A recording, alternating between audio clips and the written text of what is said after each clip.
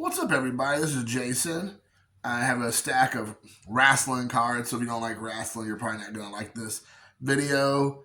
This is a whatnot pickup I did about 3 weeks ago at this point, and every one of these cards I got for like one schmeckel.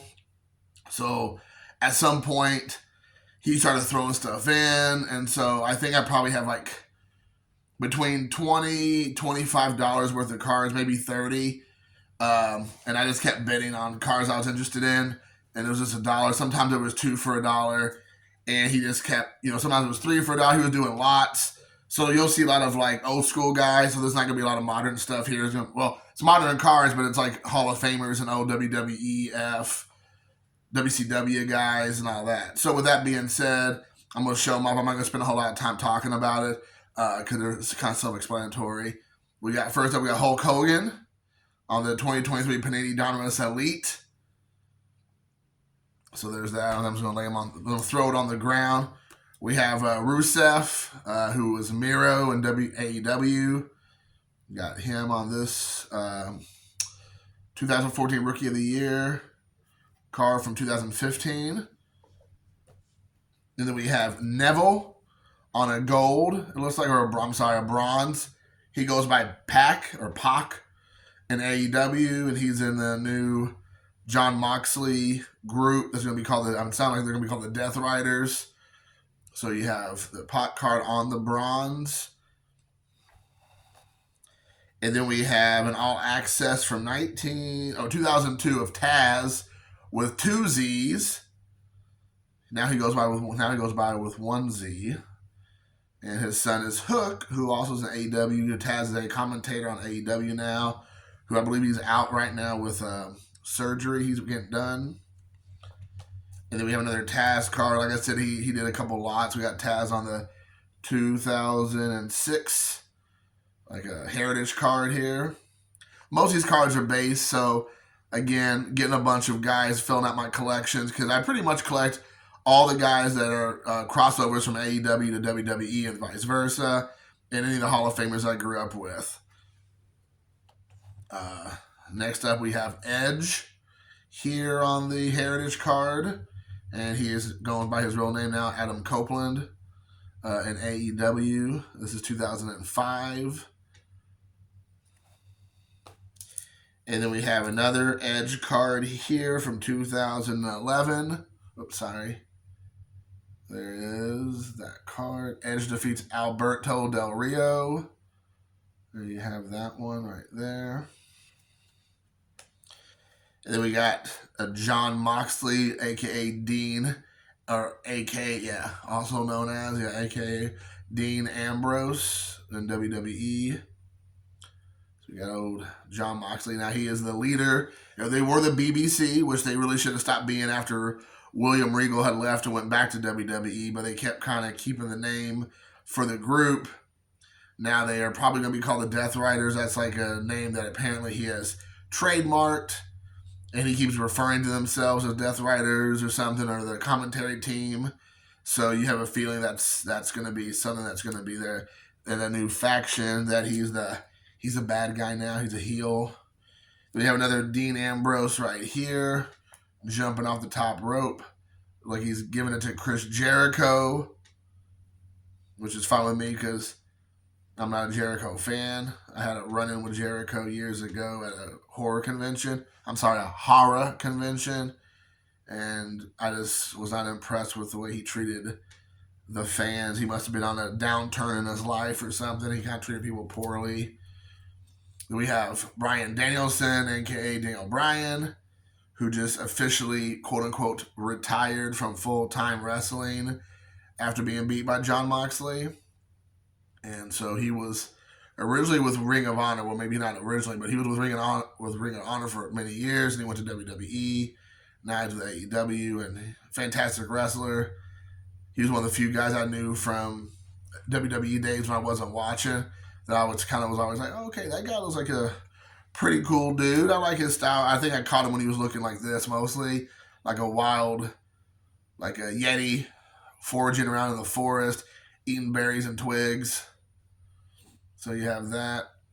And then we have another one as he just the general manager. I think that's Carmel in the background. So he's married to one of the Bella twins, I believe. I want to say Brie, but I could be wrong. And then we have Cesaro, but now he goes by Claudio, which I think is, again, real name Claudio Castagnoli, I believe is his real name, but back in the WWE days, he was Cesaro. And he has his head shaved now, so, which is a much better look for him. And here's another one on the 1987 style, but this is a bronze variation.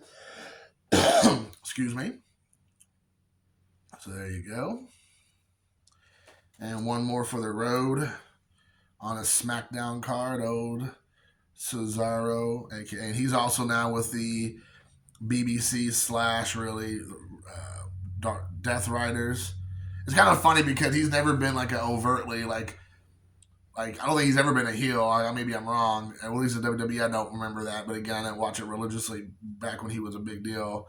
And I don't think he ever got in matches where like overtly brutal, bloody.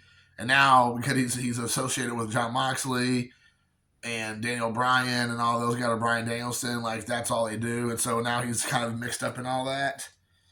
Here's a Batista. For some unknown reason, I just like Batista. I liked him as a wrestler. Again, something I call it later on. I was never really a big fan of it, the product during the time he was really, prominent. I like him as an actor. I could go without him talking about some of his nonsense about political and social issues, but he's not as annoying and obnoxious as CM Punk. CM Punk's like next level. And then we have Samoa Joe, which is a cool card. This is a TNA card he had back in the day from 2006. Samoa Joe's in AEW. I think he's currently written off because he's filming Twisted Metal Season 2. So hopefully he'll be back in the next couple of weeks. He's been gone for the better part of 3 or 4 months, I believe. So maybe longer. So looking forward to him coming back. And then I think that he just threw this in. I think this is a base card from Lure, Upper Deck product from AEW. And then another Samoa Joe NXT. So there you have that. Then we got Renee Paquette. I think she went by Renee Young with WWE, who is the real life wife of Jon Moxley, aka Dean Ambrose. She's a great interviewer. She's great. She's one of she just knows her stuff. She can, she does great reactions. She obviously is able to discuss anything with anybody backstage. She's great at interviews. She's great at just commentary, discussing what's going on, leading up to a match. I don't know about during the actual match commentary. Maybe she's okay, but she's a great a hostess, and a great interviewer, like I said, and a great backstage presence. You got her, and then I think the last one I have her right here with Paul Heyman. You can tell this is when she was pretty young. This is 2015, so yeah, almost 10 years ago. She looks like a kid in this picture.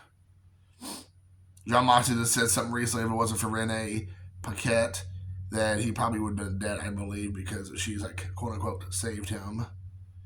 Which I pretty much believe, because supposedly he's pretty wild and woolly guy. And then we have here a 1998 Dustin Rhodes card, The Natural, aka Gold Dust. But right here is a good one. He's getting ready. He's in the process of getting hopefully his contract renewed with AEW. I think they said this is the most he's ever wrestled this year in the last, I don't know, however many years between his WWE last stint there with and AEW. And so he's been doing really well. I believe he's currently a Ring of Honor Trios champion and a tag team champ. So hopefully they don't let him go. Apparently he also is a great coach, coach, backstage coach, great trainer. So hopefully they don't lose him. He's a wealth of knowledge. He's been wrestling since the mid '80s, I believe, mid to late '80s. He has to be probably the most tenured, still wrestling personality in AEW.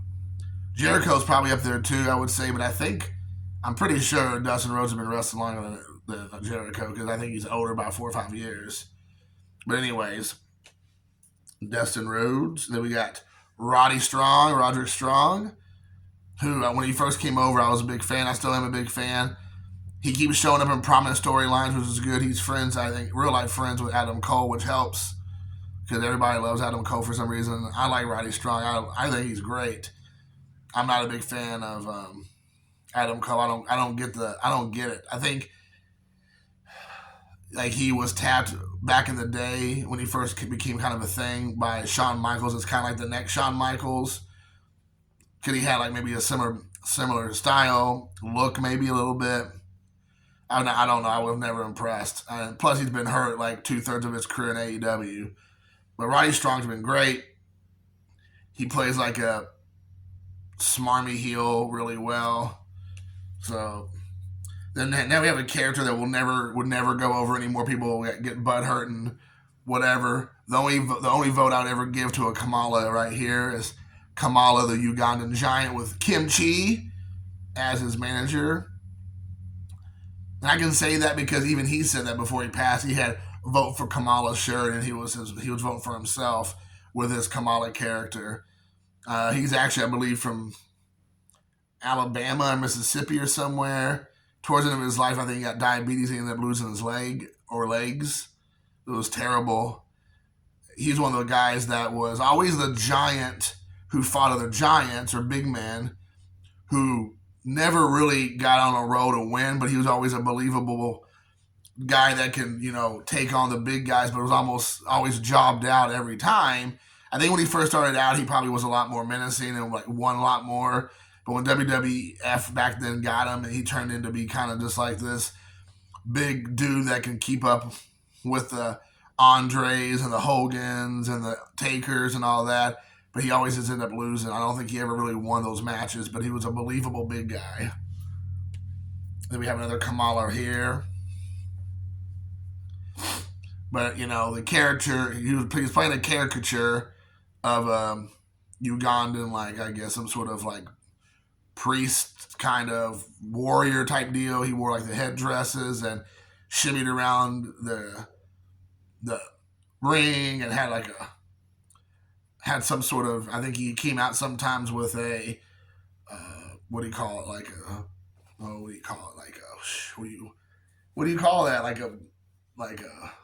throwing. I can't think of the word now all of a sudden, but he had it was like a kind of like a bow staff, but with what the heck? Why can't I not remember that?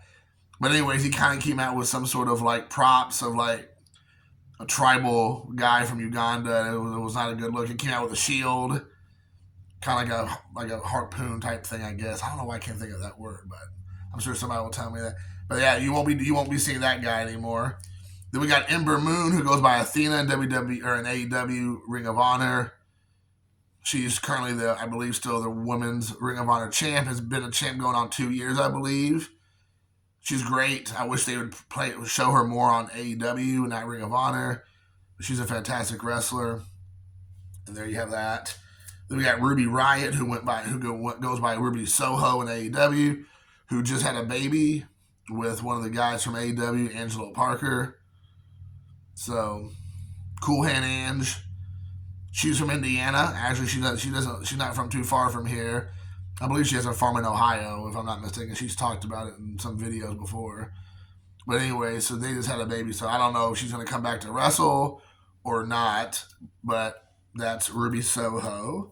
We got Rusev, what I was mentioning a moment ago, which is Miro, who I believe he's now no longer a part of AEW. I think he was released or is about to be released, which was terrible. He came over. He kind of puttered out from the beginning. They put him in a ridiculous storyline. Then he ended up becoming like the Redeemer and like God's chosen, chosen one, and was just like destroying people. And they should have kept it up. And then they let Sammy Guevara, who was a freaking dweeb, beat him for the TNT title, I believe, at the time. And it completely killed his momentum. Some like 5'8" skinny dude should not be beating this like, well, I don't know how tall he is. Probably like, let's see what it says, 6 foot tall. 6 foot tall, like mountain muscle mountain man in any scenario. It was just ridiculous. And he beat him, and then it killed his momentum. And then I think he got hurt after that, and then he never was the same again. So then we got Christian, who's been killing it. He might have the best run of his entire wrestling career in AEW. He's playing the head of the patriarchy and just like a father figure. And he every time he goes out on stage, it's golden on the mic, in the ring. He's doing great work right now, so and has been for 2.5 years. He's one of the few ones who came over.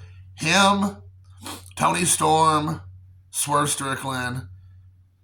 So far, Benjamin Shelton and Bobby Lashley, who just showed up in MVP.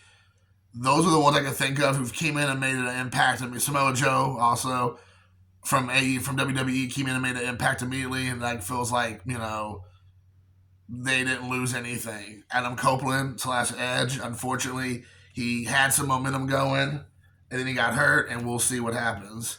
And we have another Christian here, and we got Sheamus there in the background, or I should say the foreground. So we got Christian on that card. We got an all-access Christian here. It's weird to see him and Edge with like long hair because they both rock short haircuts now, but they had long hair, I think, almost all the way through their WWE run. I think both of them cut their hair towards the end, but I felt like through like the first 12 or 13 years of their career, they had this long hair, and I just don't like long hair on guys. Like Chris Jericho rocking the long hair, like the washed up 80s music, like hairband look, and he still does that. I would think for a guy who always about changing his look around and like trying to be more relevant and always trying his gimmick, you would think he would cut his hair and not look like some jag off, but nope, he still does. We got Christian on this. This is an older card from Fleer from 2002. So you have that one. This is, I think, a Royal Rumble. So there you have that. Then we got Edge and Christian on this one, which is cool because they've teased maybe joining forces, but they first decided to fight each other, and that's been a good one. They had like a good one-off, a couple. I guess they had 1 or 2 little mix-ups, and then Edge finally won, and then he got hurt, and so there you have it. So, but this has been good. And then the guy threw this in for like next to nothing. It was kind of a rare card. I'd never seen it before. It was a World WWF Federation New Generation Razor Ramon card. It looks like it came out of a magazine. Maybe it was out of the WWF magazine from back in the day. I'm sure this card goes for a little bit of money. Almost all the cards I bought so far. I got some that might be worth more than $1. But this one might be worth a little bit because it's pretty rare, but it's a little bit tore up on the edges, as you can see right through there. A little bit paper loss. But I'm a big fan of Razor Ramon, a.k.a. Scott Hall. And then the whole reason I even started this auction, started watching it, he had some Piper and Steamboat cards. So I picked up this Piper from 2013. Good looking Piper card. We got a cool Steamboat card from that same year, 2013. Legends. This is when he was playing more of the Komodo dragon character. And then we have, another wrestler I loved growing up, JYD, Thump, Junkyard Dog, again, probably a character. I mean, even though this is his look, he was doing this for a long time. This probably would not be something that would be acceptable in nowadays society. A black guy with a big dog collar wrapped around with a chain. Probably not going to be something that you would see on TV anymore. I could be wrong. If it's his thing, maybe you can get away with it. But back in that current form, and then him running around the ring and around the ring, barking and hooting and hollering and stuff, I don't know. It's kind of the Kamala thing. It's pretty risque, but if they're the ones doing it and it's their gimmick and they're not being forced into something like that, then maybe you can get away with it. But that would not be something that I don't think a booker or like the a guy who runs the company, like, we're going to need you, sir, to run around the ring and bark like a dog and wear this collar around your neck. I don't know if that would be something that would fly today. Yeah, JYD. But I was a huge fan of Junkyard Dog. He was always in like matches as a good guy. I don't think he was ever a bad guy. He was kind of like Ricky the Dragon Steamboat never was a bad guy. And he was always with Hogan. He wrestled with Andre a lot. And that's how I just liked him, because he was always with the guys I loved watching wrestle. And then unfortunately he died way too young. I want to say he died in a car wreck maybe. But yeah, anyways, and here's another card of his. Old Junkyard Dog. That was one of the ones where you always be like, "Arr, arr, arr, arr," like look up in the sky, like bark, or just kind of do one of his things. Another guy with AEW. Jake the Snake Roberts met him. I've already shared the story before. He's a intimidating guy. He's a lot bigger than he looks. They said 6'6". I don't know if he's 6'6".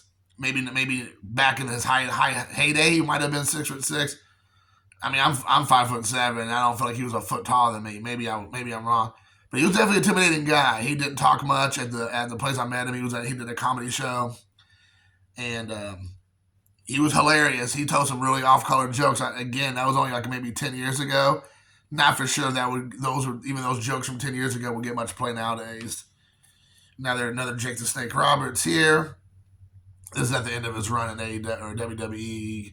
Put on a lot of weight and got all messed up on drugs and alcohol and kind of messed his life up. Now he's turned it around completely since then, but that was towards the end of his run, where I think the whole Austin 316 was kind of formed. When he came back and did like a Christian thing, and then John and then Steve Austin kind of made a mockery of it and turned into what it is today.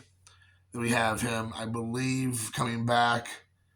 Right here it says 2014. So I don't know if he had been cleaned up at that point or not. It looks like he cleaned up quite a bit there. So maybe this is after DDP got a hold of him and got him cleaned up. So you have that. He was carrying, of course, the Damien in the bag. Then we got another tag team, Edge and Christian. Even though I'm not talking a lot about these cards, I'm already at 22 minutes. It's crazy. A lot of them I'm just showing it, like just saying a quick little excerpt about them. Another Edge card from the WWF Superstars, which is 2001 Fleer. And then we got Edge here on the Chaos card from 2004 Fleer. Still rocking the long hair, like I said. And then this card I've always thought was super cool. I always pick up this card whenever I see it. I need to get it. I need to really buy it on get it a slab. I just think it's like an amazing looking card. You got Ken Shamrock putting the Rock in the ankle bar. I forgot, like ankle bar, or I can't remember the actual name of that move. But Ken Shamrock's a legit shoot fighter. Like he would tear people apart. Like in the real world, like stuff. He was a UFC fighter for years. One of the best. I think he's Hall of Famer from there. He will F you up in real life. So this was a great looking card. I remember this match. This was during the Attitude Era. He only stayed in WWF back then a handful of years and got out. But I remember that those matches were good.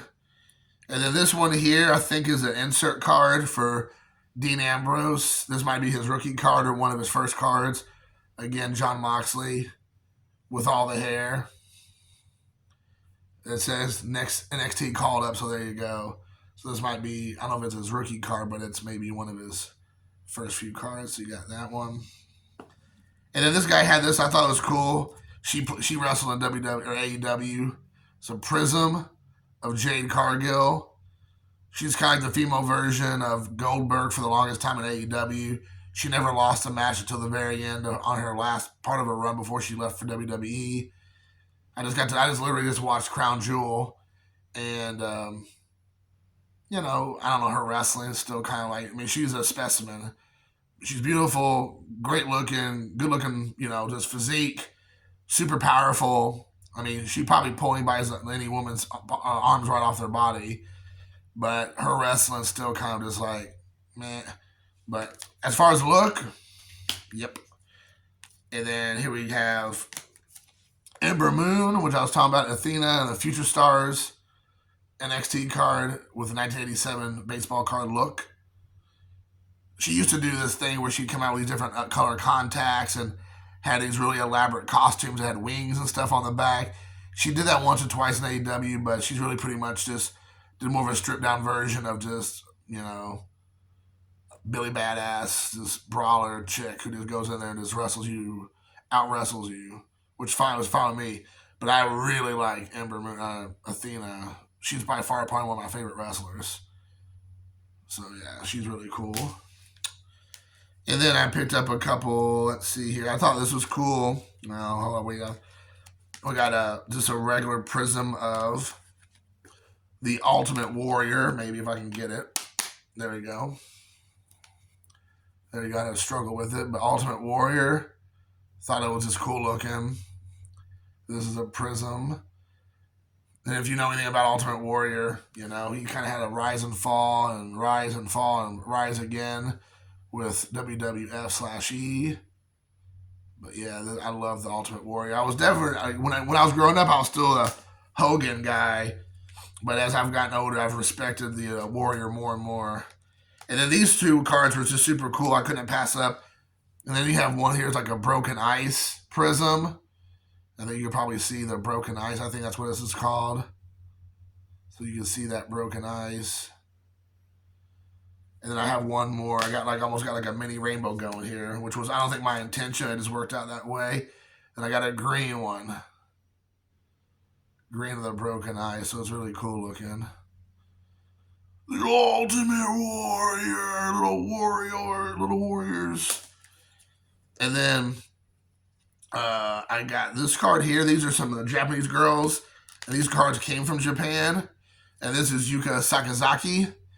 And she is like, I forgot what they call her, like the magical girl or something. I don't know if that's her name in Japan also. Or that's what they call her in just in AEW. But she wrestles in AEW a lot. And, but yeah, Yuka Sakazaki, she's super tiny. She's a good little wrestler. But I mean, again, when you see her, somebody put on the back, like, I don't know if they don't think I know who this person is. Maybe they did that because it's their collection. But I don't know. Like, when you put her in a ring with somebody who actually knows how to wrestle, this is big, way bigger than her. Like, almost everybody's bigger than her. It's kind of like, okay. But she's a crowd favorite, so, and she's comes out with happy music, and everybody's all happy when they see her. So that's fine. And then this is like one of the few Japanese girls who's like been with AEW from the get-go, who actually is pretty awesome, and that is Hikaru Shida. Hikaru Shida, yes. There's a Japanese singer called Utada Hikaru, and that's what I was getting confused. But Shida is good. She's kind of fell off again. Like before she was there all the time. The first like 3 or 4 years, she was like in the mix for everything. I think she won the women's world championship belt like 4 times now. But then like the last year or so, 2 years, she's been like either in Japan a lot more doing stuff. She'd come over for a couple of weeks or a months and then she'd be gone again. So I'm not for sure what her status is. But she's also another crowd favorite. And this actually tells you on the back that she was at AEW right there. She changed up her look. Her look now looks kind of silly. I don't know. I don't want to, it looks like she's, and again, this is not me trying to be harsh or anything, but it's like she's kind of like lost some of her edge or whatever. Like maybe she's put on some weight. She's wearing a little bit more frumpy clothes. I don't know. She's covering up her body more. She doesn't seem like she's as quick in the ring. She seems a little bit more out of shape. So I'm not for sure what's going on. Maybe she's not wrestling as much, so she's not keeping up. She's not staying as aggressive, maybe on the workout regimen or whatnot. But I feel like she's kind of like lost her edge. Like this is her outfit she used to wear, or something similar to this.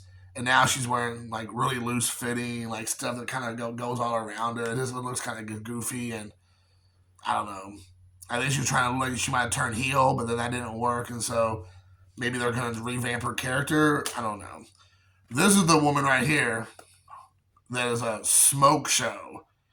Oh my gosh. She is absolutely super hot. All of a sudden now I'm having to think about what her name is. Oh, shoot. Mina Shiwakawa. I think that's her name. Mina Shiwakawa. She came over. She was friends in real life, but also in character storyline with Mariah May, who was used to wrestle in Japan, and she came over and like, holy smokes! Again, a girl who obviously is not American, she's Japanese, who leans into the whole like overt sexuality, like pushing the whole like her being hot and her body being like the focal point, like being overtly like flirty and sexy acting, which again, now it's not cool to do that anymore because you're objectifying women and all that's what guys are into and all that. Japanese girls are not, they don't care. The ones that come from Japan who aren't being like brainwashed by the system over here, that's the stuff they lean into. They've always been that way. They probably will continue to be that way unless they get the woke mind virus over there.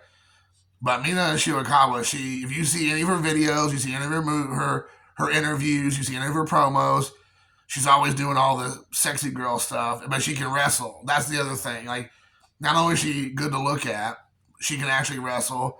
She's fantastic in the ring. And she had like a little run with the whole Tony Storm, Mariah May storyline. And then she went back to Japan, I think, and she hasn't been back since. I think she popped in one more time and hasn't been around. So I'm looking forward to hopefully seeing her coming back because she was absolutely amazing. And I think there's a storyline between her and Mariah May, storyline between her and Tony Storm. There's a lot to do still with her.